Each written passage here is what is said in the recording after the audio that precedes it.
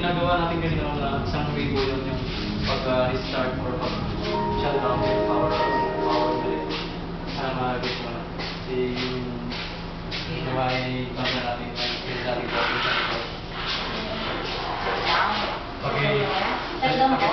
Pakitry po. Dito ma'am, so, nasa pag-ano po, pag-assist na po ng server.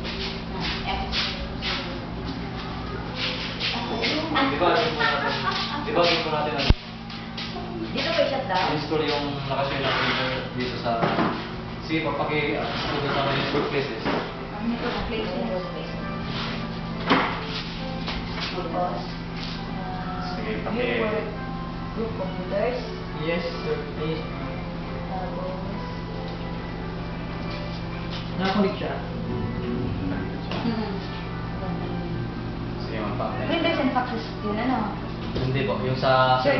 Di ba pag na-access mo na ba yung server natin dyan? Pag na-access mo po dyan, di ba i-open mo yung server na ano? Wala. PC? Wala yung ano nakalagay dito yung Oo. server. Ma'am, antayin niyo lang. Bali Antayin sa ID? Yung cursor natin, ma'am, pagka ganyan po siya, busy yung system. Yun ay. Nabasa ko nakita. Ito nasa Okay po. Connect mo. Connected. Disconnected. Pag-connect ma'am.